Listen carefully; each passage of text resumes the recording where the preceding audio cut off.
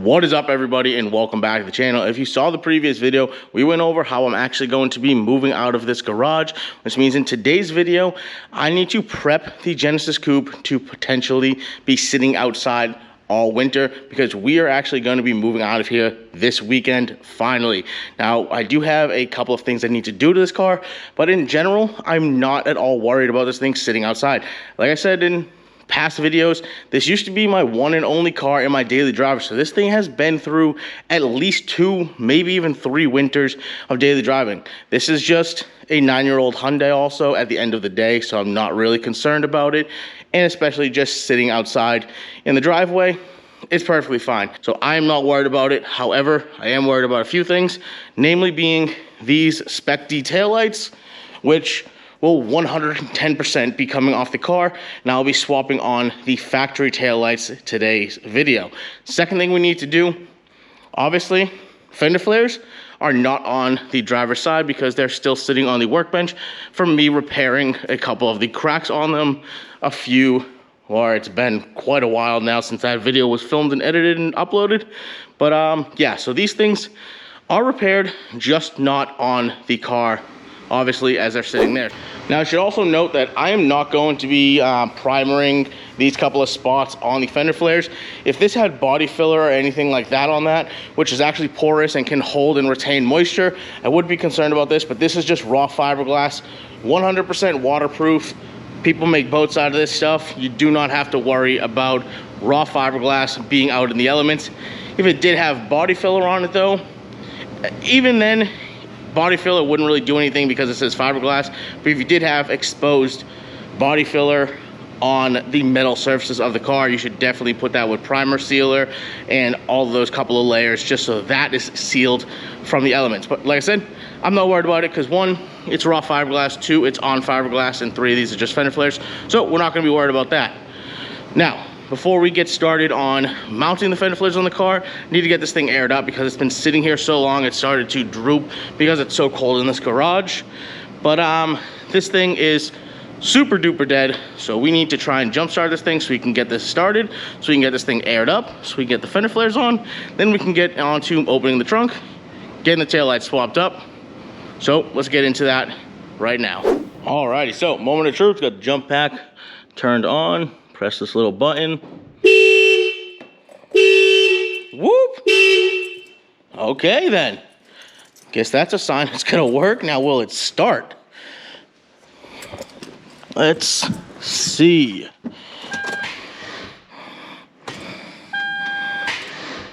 Nope. That's a bummer.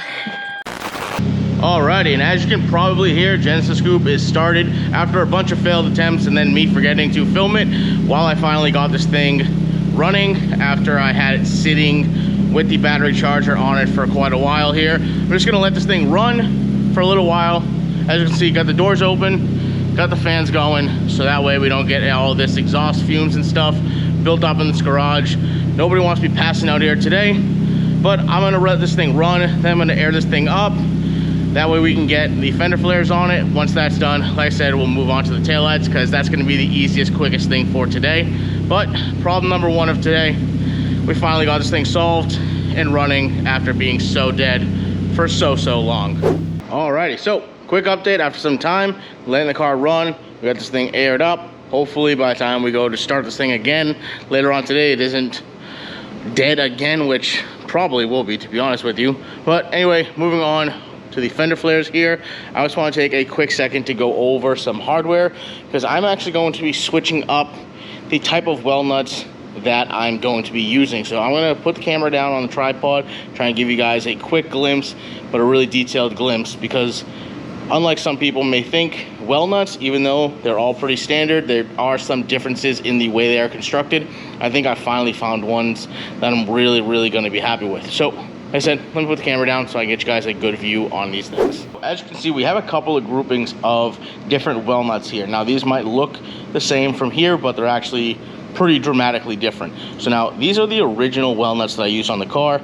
They have a thicker head because, like I mentioned in previous videos, my fender flares have a little bit of a shelf to them, so they have a gap between where the hardware actually goes through and meets the body of the car. So this thickness of the head was actually really nice to keep this squeezed up between the car and the fender flare. Now, however, where these went short is that the body of the barrel is actually short. Now, these ones have a much longer body to them, which means they have a better grip range, especially when they're going into soft materials like plastics on the bumper or the side skirts. However, as you can see, the head is very, very thin. These are flush style well nuts. As you can see, the difference in head thicknesses right there, which means that if your fender flares are pressed up against the body flush, unlike mine, and I'll show you exactly the gap that I'm talking about here in just a second, these will work great. However, in my case, because they're not being squished up against the car by the fender flare hardware, I had to either take washers, put them inside of the fender flares, in between that gap, or else these have a tendency to just pull right out. Now, what I was able to finally track down is long barrel well nuts, as you can see right there. However, these are the best of both worlds because they have the thick style head. Now, for some reason, I don't know why this exact one was so kind of tricky to track down, but I found it on Amazon. But like I said, new hardware to try. Not all well nuts created equal. You got to pay attention to stuff like this. So if you do have a flush style fender flare, this is going to make it have a big gap all along the edges. And yeah, so like I said, that was a quick intro, or wasn't really that quick, but deep dive into some hardware, because if you know me, you know I love my hardware. And now I'm going to show you exactly what the gap that I'm talking about on the fender flares are right now. Alrighty, so we got the rear fender flare here, and we got this area right here. Now, if you look at the outside of this fender flare, this is that little shelf that I've been talking about. I've talked about it a million times on this channel.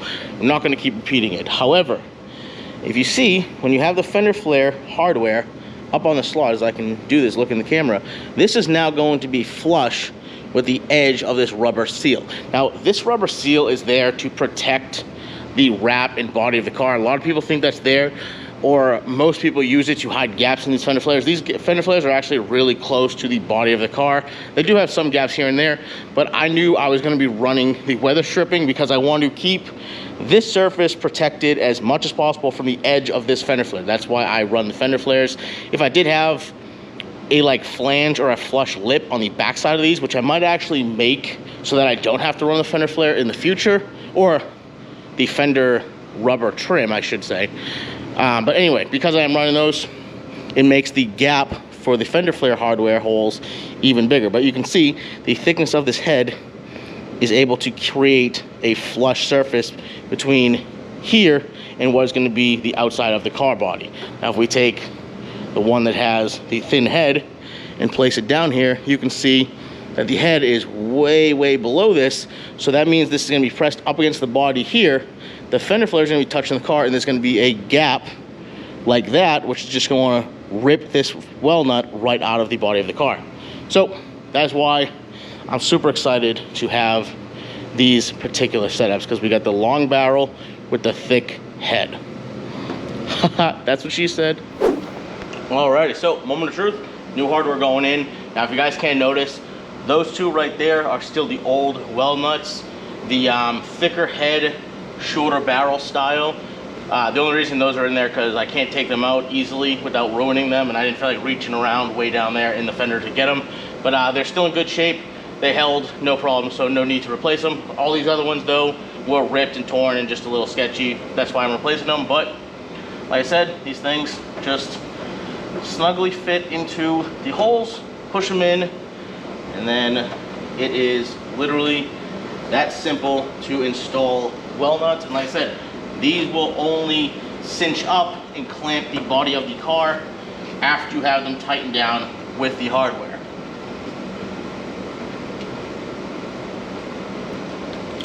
Alrighty, so now all we have to do, hold the fender flare up against the car, get one or two pieces of hardware to align. This is way easier when you have a second set of hands, but even by yourself, super simple, super easy. I like to use a ratcheting screwdriver to install these as well. I would highly suggest not using a power tool. The chances of ripping rubber well nuts, extremely high, so I just definitely wouldn't suggest doing that at all. Taking them out with power tools, one thing. Putting them on with power tools, 100% don't recommend that. But I'm gonna stop talking, get these things installed, and moving on with the day.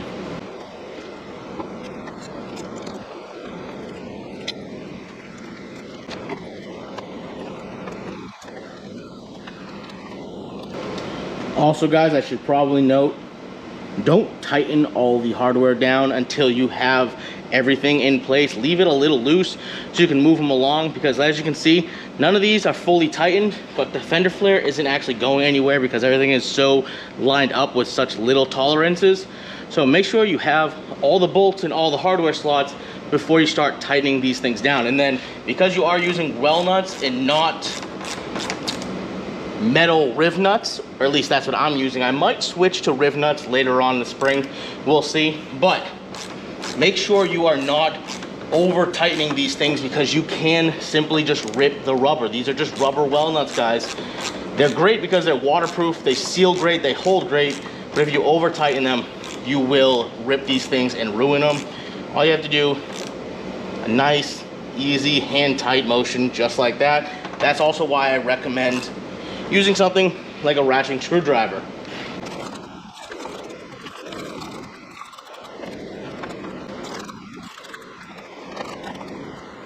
Driver's side front fender flare is on and happy to report. The thicker head with the long barrel, these things are super secure on the car. Super happy with those, glad I found them. But with all that talking out of the way, I'm gonna save you guys the boredom of watching me throw on these rear flares. So, power of YouTube magic. And just like that, the rear fender flares are all back on and mounted up. But next up on today's task list is taking off these Spec D taillights. Now, I'm taking these things off because these things tend to fade on the outer clear lens, as well as getting moisture on them. Now, I've been lucky. I haven't had much moisture on these things last year in the couple of times that I've had this thing washed at the car wash. However, the last time we drove this thing, I left it outside overnight, as you guys might have saw if you caught that video, and it was like 45 degrees out in the morning, and this taillight just had a tiny bit of condensation right in this area. So I figured it's 8 bolts to take both taillights out, and I have my stock taillights still sitting in this box right here, so I might as well just take them out. Now, this is another little tip for you guys. If you're buying taillights for your car, and you don't have to sell your OEM taillights to pay for the aftermarket taillights, and even if you do have to sell your OEM taillights, keep the box and then label it. So as you can see, we got this one labeled top with an arrow facing up. We got this one in the box with an arrow. We have the one on the bottom labeled bottom with an arrow. So I know every single way these things are lined up, how these things are supposed to be placed in the box, so that way I can keep these things 100% protected. And if I do ever want to send those taillights out to get customized, which maybe we do, maybe we won't do, I know that they're in a perfectly secure and safe shipping box. Now, I need to charge the battery on this thing again, which sucks, to get the trunk open, and then we can get ahead and unbolt these taillights. Alrighty, so trunk is popped, car charged a little bit more. Now, I'm not going to film this whole thing because there are probably 5 million videos on the internet of how to change out Genesis Coupe taillights, but you simply just have to pop off that cover and this cover, and then there are going to be 3 or 4 bolts holding your taillights in. It's going to depend on what year. You should have all 4 studs and bolt locations, but I think BK1s only have 3 bolts on the taillights. They are 1, 2, 3, 4 right there. Now, I can't stress this enough. I think I've mentioned it in the video where I put these taillights on, or put those taillights on, as well as the other taillights that I had, if you saw those videos. Do not, whatever you do, undo or tighten these taillight bolts with any sort of power tool. You can crack them open by hand and then take a power tool like an electric ratchet to take these things completely off, but do not tighten them with a power tool or crack them loose with a power tool. Enough said on that. You will ruin the studs on those taillights.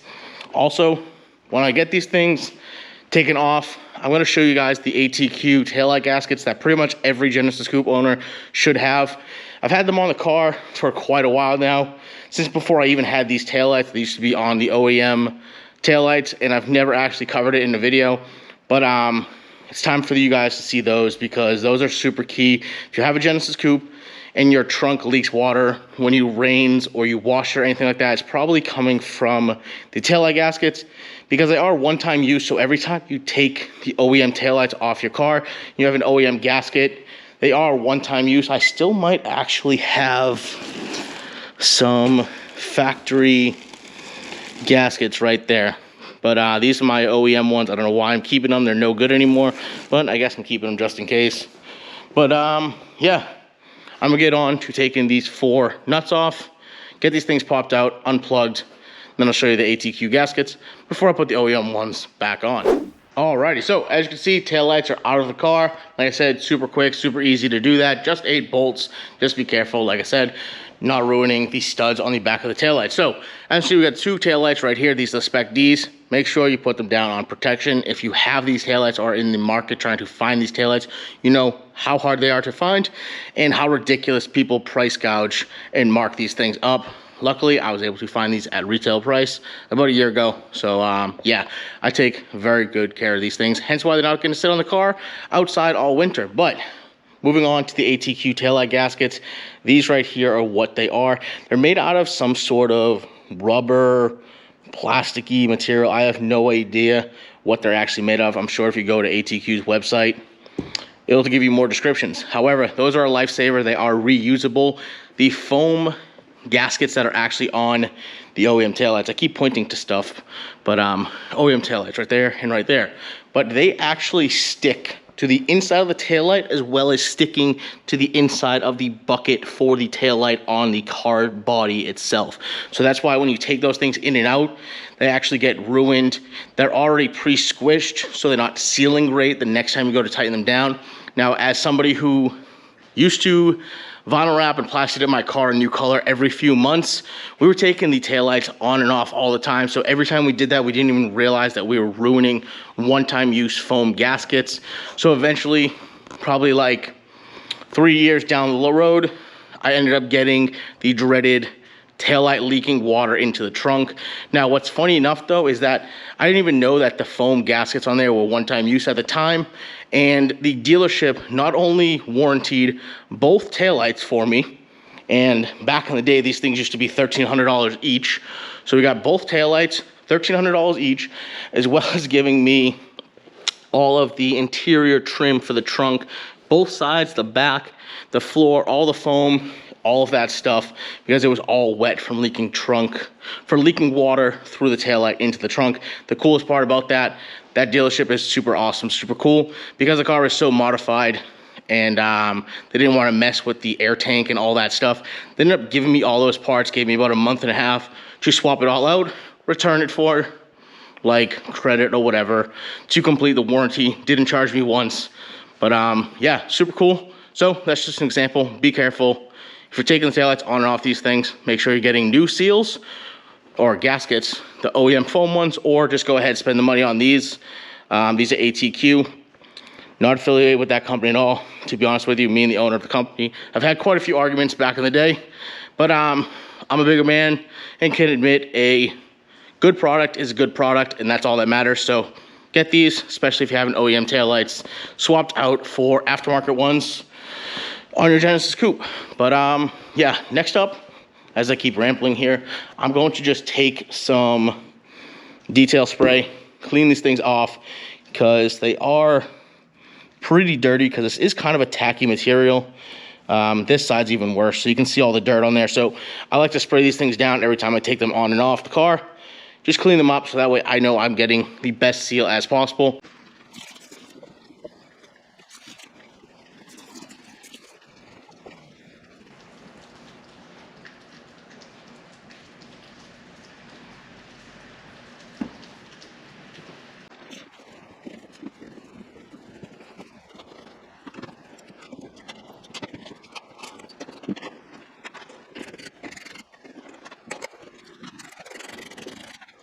Alrighty, OEM taillights all bolted up and installed. ATQ gaskets behind there all cleaned up, nice and sealed. Those will be perfect for the winter while it sits outside. Spec D taillights protected in the box. Just gonna put the top one on and watch. So satisfying.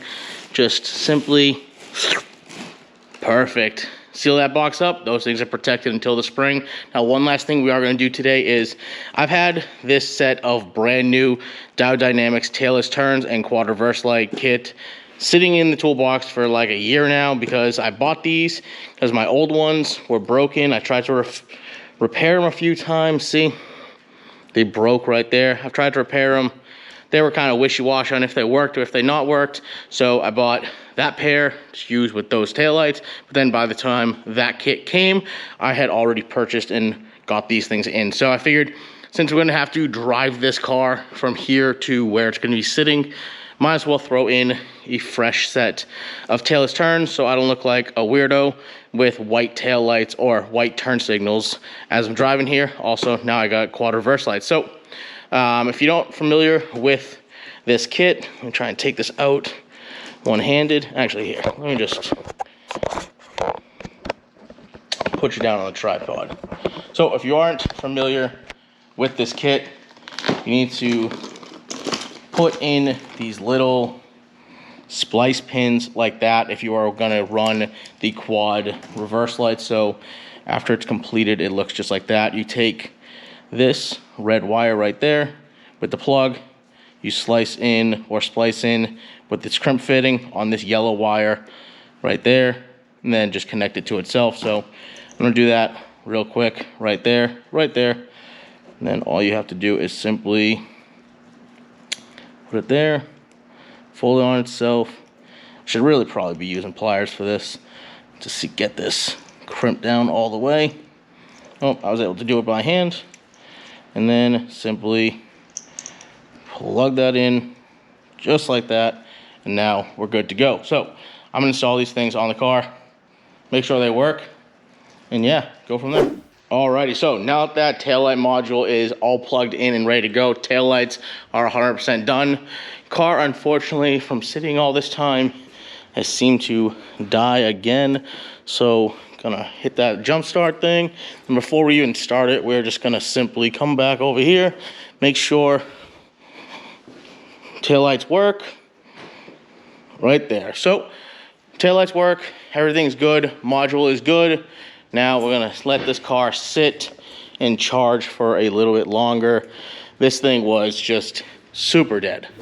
Alrighty guys, so on that note here, since this car is dead end, I just don't really feel like doing anything else today. It's already getting pretty late, and I already know just from looking at the clips that this video is gonna end up being a heck of a lot longer than I had planned, but this is necessary to do today. I need to get this thing prepped to sit outside for the winter and deal with all of the snow that this thing could potentially see sitting outside Massachusetts. Like I said, I'm not worried about it at all, but a few little precautions will go a long way when you have a car, especially one that you've modified and care about, sit outside. Now, that's it. Not worried about this thing sitting outside. It's not gonna ruin this car at all. It's also one of the reasons why I have yet to take the vinyl wrap off, because I kinda had this whole process of leaving this garage in my head for months and months and months now. So, super happy.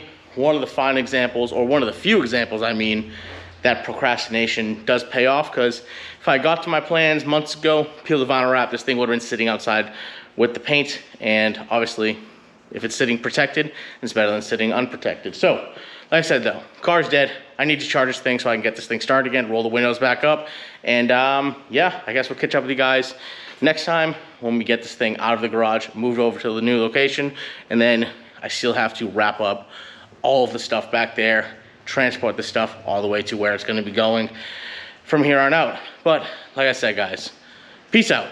Catch you on the next one.